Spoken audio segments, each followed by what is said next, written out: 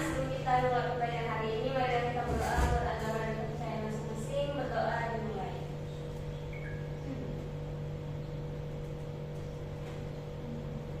Berdoa selesai.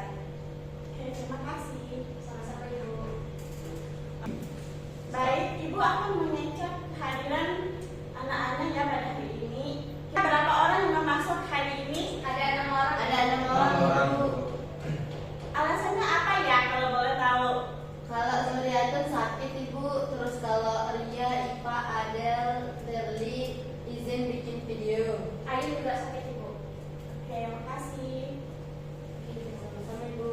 Minggu lalu kita sudah mempelajari terkait sel dan jaringan. Hari ini kita akan mempelajari terkait pertumbuhan dan perkembangan pada makhluk hidup.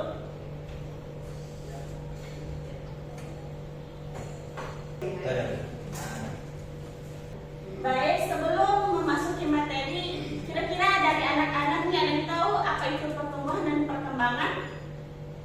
Saya Ibu. Silakan dia. Kalau yang saya tahu pertumbuhan dan perkembangan itu kondisi di mana suatu kondisi dia bertambah besar Ibu. Oke, terima kasih. Nah, untuk memperdalam materi terkait pertumbuhan dan perkembangan, kita akan melihat gambar terlebih dahulu. Nah, dari gambar tersebut, ada yang tahu mana yang termasuk pertumbuhan dan mana yang termasuk perkembangan? Saya Ibu. Silakan Elvana. Yang di sebelah kiri itu pertumbuhan dan yang sebelah kanan itu perkembangan Ibu. Iya, benar.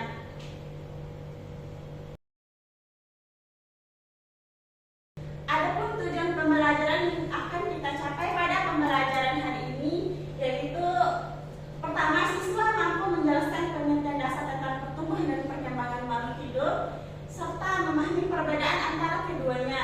Dan kedua, siswa mampu mengidentifikasi faktor-faktor yang mempengaruhi pertumbuhan dan perkembangan pada makhluk hidup.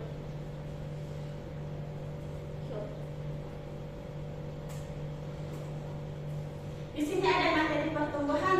Ibu minta salah satu siswa untuk membacakan kepada Zikri. Dipersilakan. Terima kasih.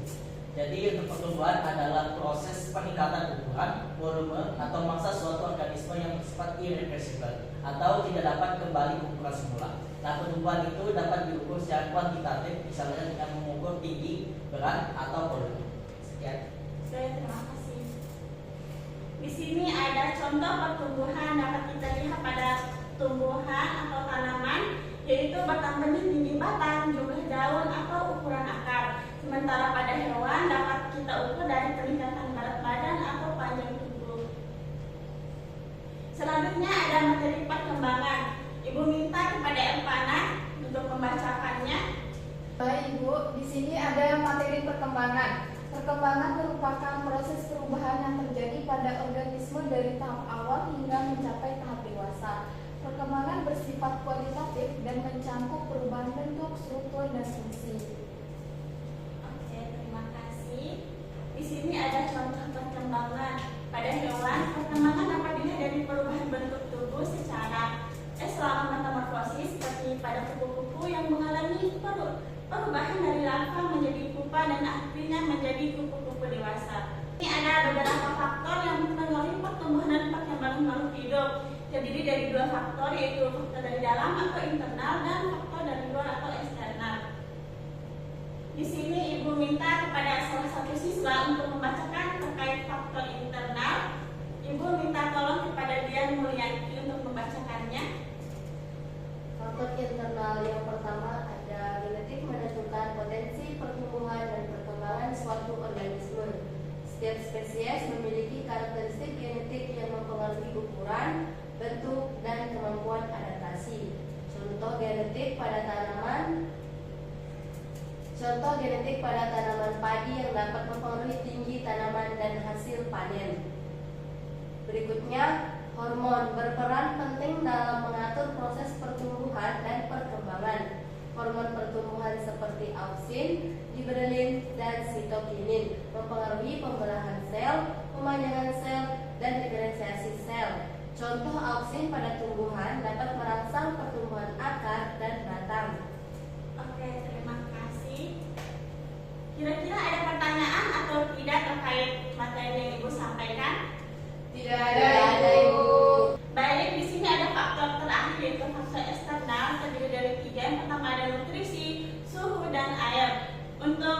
bagian nutrisi, Ibu minta kepada Ananda Makfira untuk membacakannya.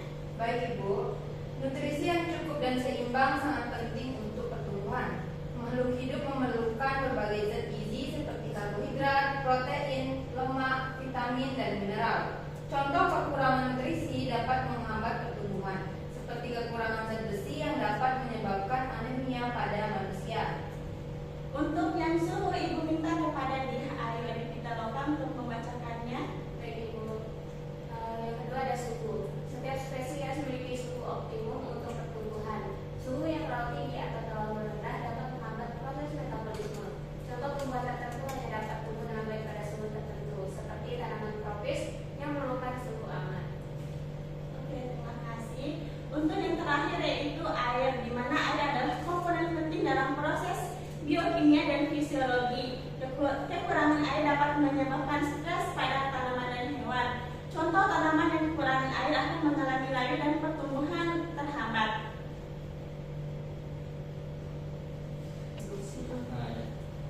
Nah, ya. Baik, itu saja materi dari Ibu. Selanjutnya kita akan beralih ke sesi diskusi. Ibu akan membagi dua kelompok untuk berdiskusi terkait siklus pada tanaman mangga dan siklus pada kupu-kupu. Untuk kelompok 1 dari Zikri sampai Elvana. Selanjutnya kelompok 2 dari Dian sampai Dian. Baik Ibu. Ibu kita langsung membentuk kelompok. Ya, silakan. Baik.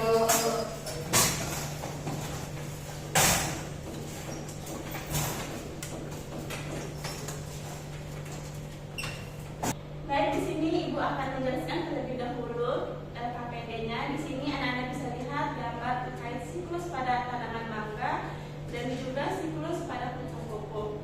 Di sini anak-anak akan memberikan tanda centang pada kolom atau tabel yang sudah Ibu siapkan di LKPD dan juga memberikan alasannya mengapa memilih pertumbuhan ataupun perkembangan pada setiap tahapan. Baik Ibu. Di sini Ibu memberi waktu 3 menit untuk berdiskusi.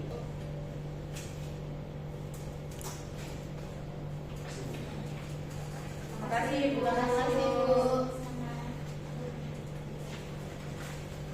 Jika ada kesulitan atau hal yang tidak dimengerti boleh tanya Ibu. Ibu izin bertanya. Ya. Ibu, kalau misalnya alasannya lebih dari kolom ini, boleh kita taruh di luar kolom? Baik Ibu, terima kasih.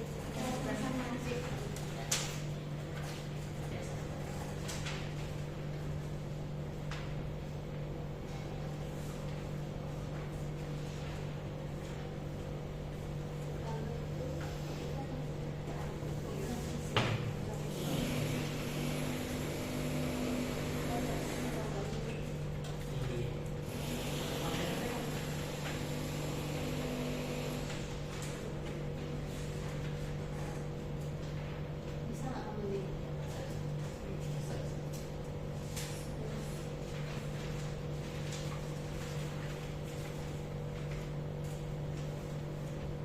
Oke, sesi diskusinya telah habis ya anak-anak. Ya Ibu.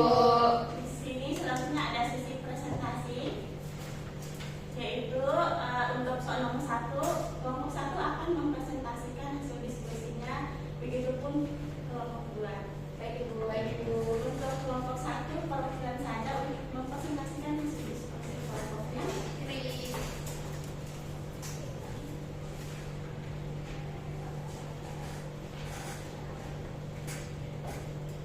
Bismillahirrahmanirrahim. Assalamualaikum warahmatullahi wabarakatuh. Waalaikumsalam warahmatullahi wabarakatuh. Di sini saya MC Kepala dari perwakilan kelompok 1 akan mempresentasikan hasil diskusi dari kelompok kami. Oke, untuk soal nomor 1 itu tampilan tabel mengenai pertumbuhan pohon mangga. Nah, di tabel pertama itu mengenai biji mangga mengalami tumbuh akar. Menurut kelompok kami itu merupakan pertumbuhan. Alasannya apa? Di sana terjadi pertambahan ukuran organ akar dan aktivitas pembelahan sel. Dan yang kedua, tunas menjadi pohon kecil. Nah, di sini menurut kelompok kami itu termasuk pertumbuhan. Alasannya ialah terjadinya penambahan tinggi dan jumlah daun serta ukuran tumbuh bertambah. Dan yang ketiga itu ada pohon kecil menjadi pohon dewasa. Menurut kelompok kami itu termasuk pertumbuhan serta perkembangan. Alasannya karena bertambahnya besar atau pertumbuhan dan mulai siap reproduksi atau perkembangan. Dan yang keempat itu ada pohon mangga berbunga. Menurut kelompok kami itu merupakan perkembangan dikarenakan alasannya bunga menunjukkan kematangan seksual dan fungsi reproduksi yang sudah matang. Dan yang kelima itu ada buah mangga terbentuk. Menurut kelompok kami itu merupakan perkembangan, alasannya ialah hasil dari proses pembuahan tersebut menjadi bagian dari perkembangan organ dan reproduksi. Oke, sekian dan terima kasih. Baik, terima kasih kepada kelompok 1. Apakah ada pertanyaan dari kelompok 2? Tidak ada, Ibu. Oke, silakan berdiri duduk ke tempat semula. Selanjutnya sesi diskusi untuk kelompok 2, perwakilan untuk melakukan presentasi. Iya, Ibu.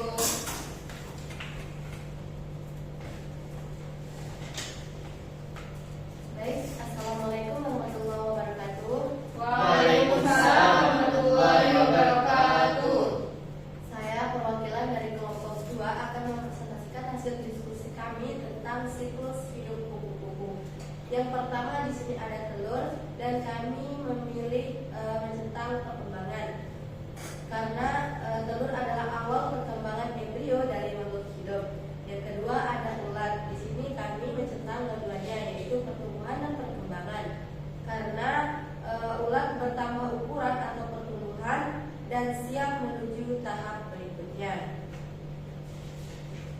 Yang ketiga ada kepompong. Di sini kami menyentang perkembangan. Alasannya itu karena tidak bertambah ukuran tetapi terjadi perubahan bentuk internal besar.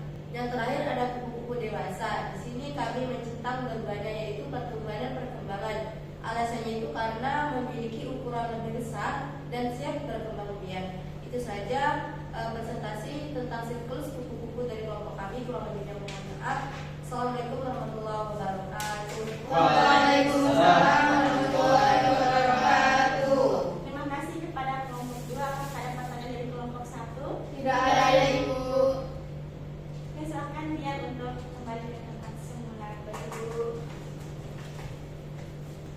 Baik, anak-anak silakan kembali ke tempat semula ya.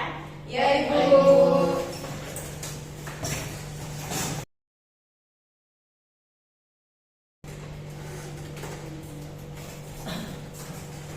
Baik, sesi diskusi dan presentasi telah selesai. Di sini Ibu akan menyimpulkan terkait pembelajaran kita pada siang hari ini, di mana pertumbuhan dan perkembangan merupakan dua proses penting dalam kehidupan makhluk hidup yang berjalan secara bersamaan namun memiliki perbedaan mendasar. Pertumbuhan bersifat kuantitatif, ditandai dengan peningkatan ukuran, volume atau massa tubuh, sedangkan perkembangan bersifat kualitatif, mencakup perubahan struktur dan fungsi hingga mencapai kedewasaan.